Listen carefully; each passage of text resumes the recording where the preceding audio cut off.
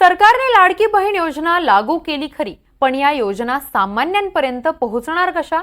भटक्या जमातीत उपजीविका चालवणाऱ्या महिलांकडे पाहिल्यानंतर हा प्रश्न पडतो। अहमदनगर जिल्ह्यातील संगमनेर तालुक्यातील तिगाव येथील हे दृश्य असून रस्त्याच्या कडेला संसार डोक्यावर घेऊन हाताला चटके सहन करत उदरनिर्वाह करणाऱ्या या महिलांकडे पाहिल्यानंतर हा प्रश्न पडतो।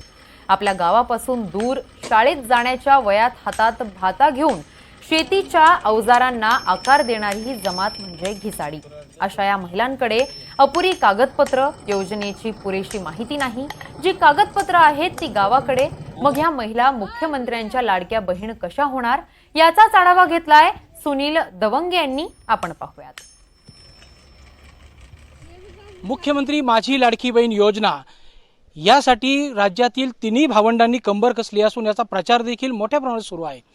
येणाऱ्या विधानसभा निवडणुकीमध्ये लाडकी बहीण योजनेचा मोठा लाभ मिळेल असा दावा सध्या सरकारच्या वतीने करण्यात येतोय। मात्र ही योजना जी आहे ज्यांना गरज आहे त्यांच्यापर्यंत पोहोचली का हे आपण या ठिकाणी जाणून घेणार आहोत। या ठिकाणी काही घिसाडी समाजाच्या महिला आपल्या सोबत आहेत, त्यांना आपण विचारणार आहोत। ताई, तुमचं काय नाव आहे आणि कशा पद्धतीने तुम्ही काम करताय? छाया लाला सोनूने।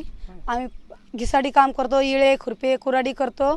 आम्ही गावगाव फिरतो पोटासाठी। आमची काही अशी योजना केली नाही सरकारनं, काही आम्हाला असे लाडकी बहीण योजना केली नाही बा, असं आमचं म्हणणं आहे। करावं बा त्यांना।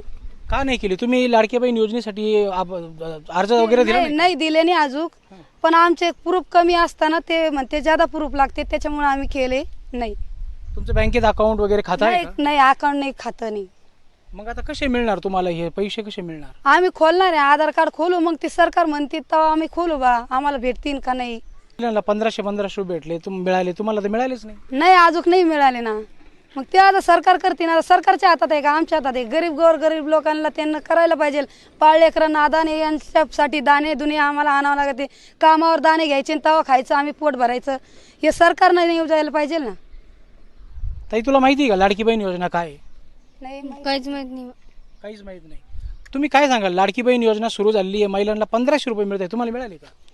लाडकी बहीण योजना सुरू झालेली आहे, आम्हाला काही 1500 रुपये काही मिळाले नाही। का नाही मिळाले? काय अडचण आहे? आमच्याकडे काही पुरावा नाही, आधार कार्ड नाही, म्हणूनच आम्हाला लोक सांगतात लाडकी बहीण सुरू योजना झालेली आहे। तुम्ही यासाठी काही अर्ज वगैरे दाखल केला किंवा कोणाशी संपर्क केला? नाही, आम्ही काही दाखल वगैरे काही केलेलं नाही, योजना दाखल वगैरे काही केलेलं नाही।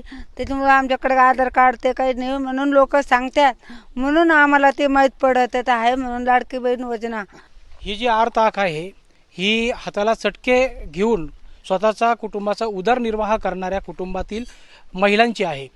ज्यांना खरंच 1500 रुपये मुख्यमंत्री लाडकी बहीण योजनेचे मिळणं अपेक्षित होतं, त्यांच्यापर्यंत ही योजना खरंच पोहोचली का याचा विचार आता सरकारने देखील करणं गरजेचं ठरतंय।